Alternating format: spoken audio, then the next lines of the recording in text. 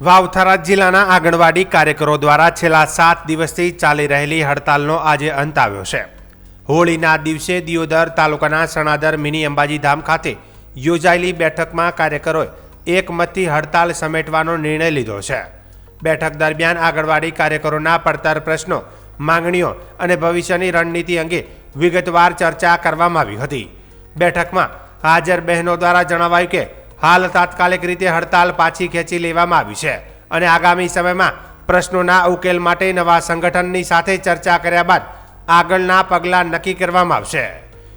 कार्यकरोए जाहेरात करीने तेओ हवे नवा युनियन भारतीय मजदूर संघ साथे जोडाईने पोतानी मागणीओ अंगे संगठित रीते रजूआत करशे।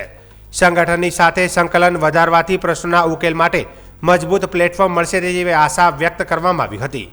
બેઠકમાં હાજર કાર્યકરોએ જણાવ્યું કે સરકાર અને સંબંધિત વિભાગો સાથે સંવાદ જાળવીને સમસ્યાનો શાંતિપૂર્ણ ઉકેલ લાવવા તેઓ પ્રતિબદ્ધ છે। હડતાલ સમાપ્ત થતાં વિસ્તારમાં આંગણવાડી સેવાઓ ફરી શરૂ થવાની શક્યતા વ્યક્ત કરવામાં આવી છે। જો બહેનોને કોઈ પણ સંતોષપૂર્વક બીજા યુનિયનમાં અમને કોઈ સહકાર મળ્યો નથી, એટલે બહેનો અસંતોષ હોવાથી બધી બહેનોએ અમે નિર્ણય લીધો દિયોદર તાલુકાને કે અમારે ભારતીય મજદૂર સંઘમાં જોડાવું જોઈએ।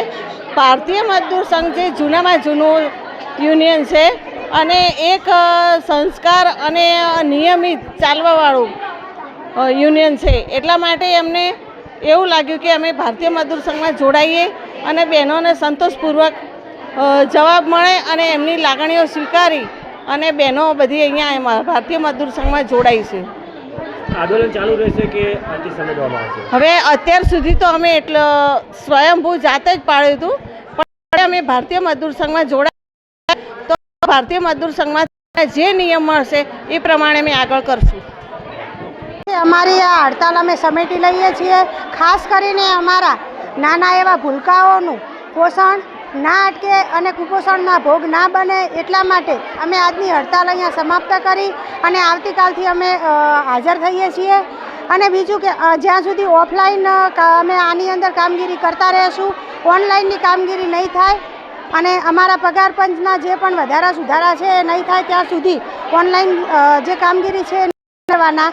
અને જે અત્યારે અમે હાજર થઈ રહ્યા છીએ એ ખાસ કરીને અમારા બાળકો, સગર્ભા, ધાત્રી, આ સરકાર એમના માટે વિચાર્યું છે, તો અમે બહેનો અમારા થકી જે અમને સેવા પૂરી પાડીએ છીએ એટલા માટે અમે આજે હાજર થઈ રહ્યા છીએ।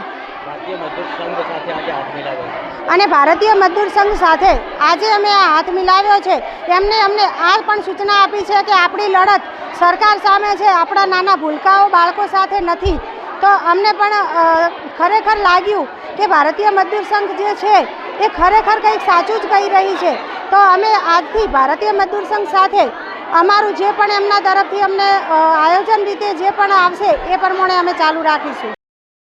મજદૂર સંઘ એક રાષ્ટ્રહિત માટે કામ કરતું સંગઠન છે અને આજે આ થરાદ જિલ્લાની જે બહેનો અમારી સાથે જોડાઈ છે અમે એમનું સ્વાગત કરીએ છીએ।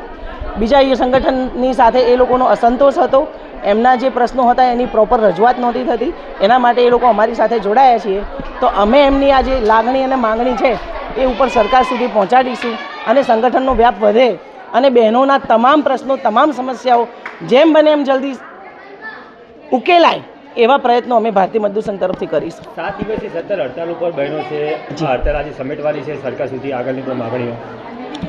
7 દિવસની એમની જે હડતાલ છે એ પહેલાં એ લોકોએ સ્વયંભૂ પાડેલી છે।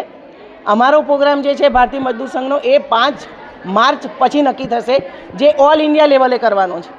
સરકાર તરફથી બહેનોનું એટલું બધું શોષણ થાય છે કે જેની કોઈ હદ નથી। વારંવાર કમિશનર અને સચિવ સાથે મુલાકાત કર્યા પછી પણ આજે બહેનોના એક પણ પ્રશ્નોનું સોલ્યુશન નથી આવતું। એટલે અત્યારે સરકારના કાન અને આંખ બંને ઉઘાડવાની જરૂર છે, કારણ કે કાર્યકરોની કોઈ રજૂઆત સરકારના બેરા કાને પડતી જ નથી। ICDS વિભાગ એક એવો વિભાગ બની ગયો છે કે એમને જાણે આંગણવાડી કાર્યકર અને હેલ્પર એટલે મફતના મજૂર। તો એમને એ જ અહેસાસ અપાવવાનો છે કે આંગણવાડી કાર્યકરની જેટલી તાકાત છે ને એટલી કોઈનામાં નથી। આગામી સરકારને જો ચૂંટણીમાં લડવું હશે ને તો આંગણવાડી વર્કર કરીને નહીં લડી શકે, એનો પરચો અમારે એમને બતાવવાનો છે। 8 તારીખે મહિલા દિવસની ઉજવણી થવાની છે, સરકાર દ્વારા પણ થતી હોય છે, તો આવી રીતે મહિલાઓ જ્યારે હેરાન થતી હોય તો કઈ રીતે ના જ થાય? મહિલા સશક્તિકરણની વાતો કરવાવાળી સરકાર જ સૌથી વધારે આંગણવાડી કાર્યકર અને હેલ્પરનું શોષણ કરે છે। એટલે 8 માર્ચનો પણ અમારો જોરદાર કાર્યક્રમ છે. દરેક જિલ્લામાં રેલીનો પ્રોગ્રામ છે.